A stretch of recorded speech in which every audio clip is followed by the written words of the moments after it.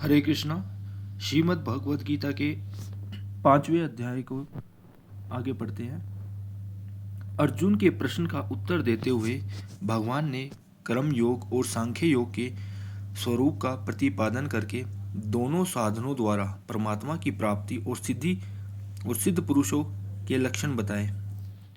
फिर दोनों निष्ठाओं के लिए उपयोगी होने से ध्यान योग भी संक्षेप में वर्णन किया।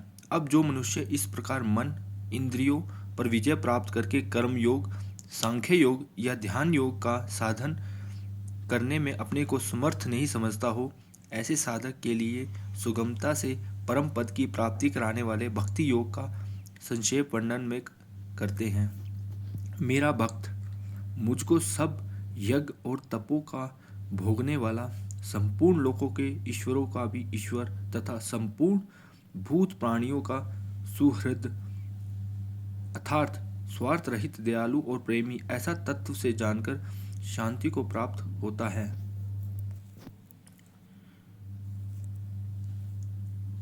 छठे अध्याय को पढ़ते हैं।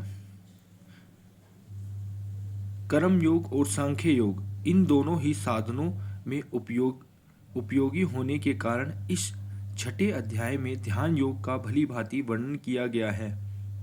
ध्यान योग में शरीर, इंद्रिय, मन और बुद्धि का संयम करना परम आवश्यक है तथा शरीर, इंद्रिय, मन और बुद्धि इन सबको आत्मा के नाम से कहा जाता है और इस अध्याय में इन्हीं के संयम का विशेष वर्णन है। इसलिए इस अध्याय का नाम आत्म संयम योग रखा गया है।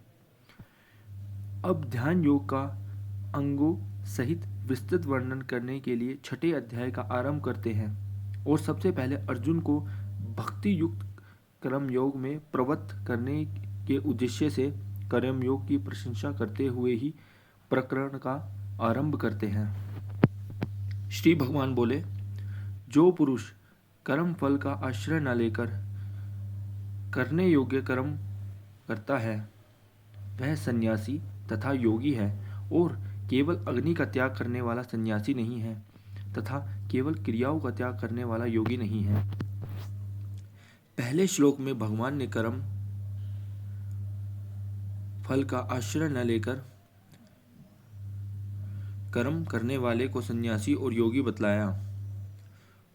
उस पर यह शंका हो सकती है कि संन्यास और योग दोनों भिन्न भिन्न स्थिति है, तो उपयुक्त साधक दोनों से संपन्न कैसे हो सकता है। अतः इस शंका का निराकरण करने के लिए दूसरे श्लोक में संन्यास और योग की एकता का प्रतिपादन करते हैं। हे अर्जुन, जिसको संन्यास ऐसा कहते हैं उसी को तू योग जान, क्योंकि संकल्पों का त्याग न करने वाला कोई भी पुरुष योगी नहीं होता। योग में आरूढ़ होने की इच्छा वाले मननशील पुरुष के लिए योग की प्राप्ति में निष्काम भाव से कर्म करना ही हेतु कहा जाता है और योगारूढ़ हो जाने पर उस योगारूढ़ पुरुष का जो सर्व संकल्पों का अभाव है वही कल्याण में हेतु कहा जाता है। पूर्व श्लोक में योगारूढ़ शब्द आया, उसका लक्षण जानने की आकांक्षा होने पर योगारूढ़ पुरुष के लक्षण बतलाते हैं।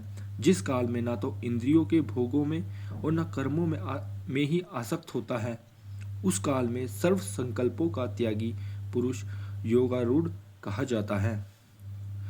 परम पद की प्राप्ति हेतु योगारूढ़ अवस्था का वर्णन करके अब उसे प्राप्त करने के लिए उत्साहित करते हुए भगवान मनुष्य का कर्तव्य बतलाते हैं।